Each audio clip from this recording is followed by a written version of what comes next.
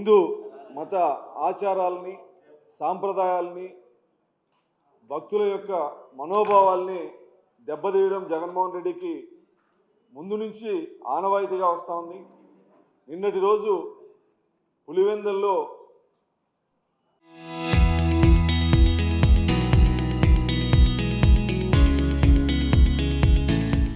నందిపల్లి అనే విలేజ్లో నందీశ్వర ఆలయంలో నూతన విగ్రహ ప్రతిష్ట, కుంభాభిషేకానికి అతిథిగా వచ్చినటువంటి వ్యక్తి మాజీ ముఖ్యమంత్రి స్థాయిలో అక్కడ పూజారులు ఇచ్చినటువంటి తీర్థాన్ని స్వీకరించకుండా కిందికి వదిలేయడం, అదేవిధంగా గోత్రనామాలు చెప్పకుండా అవహేళన చేయడం, అగ్నిగుండంలోకి వేయాల్సినటువంటి వస్తువుల్ని తిరిగి మళ్ళీ పూజారికి ఇవ్వడం, ఇవన్నీ భగవంతుడి మీద ఎటువంటి భక్తి లేదనడానికి జగన్మోహన్ రెడ్డికి నిదర్శనం.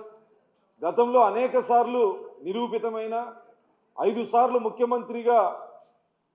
ముఖ్యమంత్రి స్థాయిలో టీటీడీలో ఏ రోజు పట్టు వస్త్రాలు ఇవ్వనటువంటి భార్యాభర్తలు ఇద్దరు వచ్చి పట్టు వస్త్రాలు ఇవ్వనటువంటి సందర్భం. గత 5 సంవత్సరాల కాలంలో దాదాపు 2000 ఆలయాల మీద దాడులు జరగడం, అడుగడుగున హిందుత్వాన్ని, హిందూ మతాన్ని హేళన చేస్తూ నిన్న పులివెందుల్లో ప్రపంచం మొత్తం లైవ్లో చూస్తుండగా భక్తుల మనోభావాల్ని దెబ్బతీసే విధంగా వ్యవహరించినటువంటి జగన్మోహన్ రెడ్డి తీరు ఇది మహాపాపం.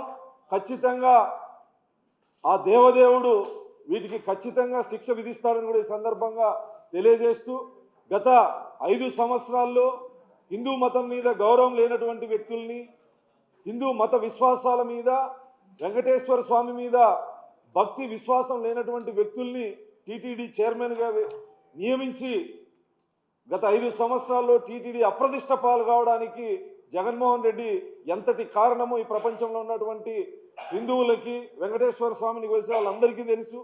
హిందూ మతం మీద ఒక కక్షపూరిత వ్యవహారంతో జగన్మోహన్ రెడ్డి వ్యవహరిస్తూ ఉన్నారు.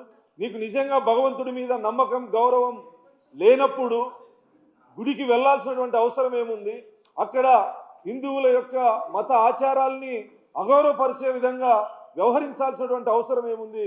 పులివెందుల్లో నిన్న జరిగినటువంటి సంఘటన ప్రపంచవ్యాప్తంగా ఉన్నటువంటి హిందువులు క్షమించరానటువంటి నేరం. ఇప్పటికైనా జగన్మోహన్ రెడ్డి పద్ధతి మార్చుకోవాలని సందర్భంగా తెలియజేస్తాం. చరిత్ర సృష్టించినోడు ఇప్పుడు ఆ చరిత్రని తిరగరాయబోతున్నాడు. అబద్ధాల గోడల్ని బద్దలు కొట్టి నిజాలను రాగా మీ ముందుంచబోతున్నాడు. నిజమైన వార్తల కోసం వెంటనే డౌన్లోడ్ చేసుకోండి రా యాప్ని.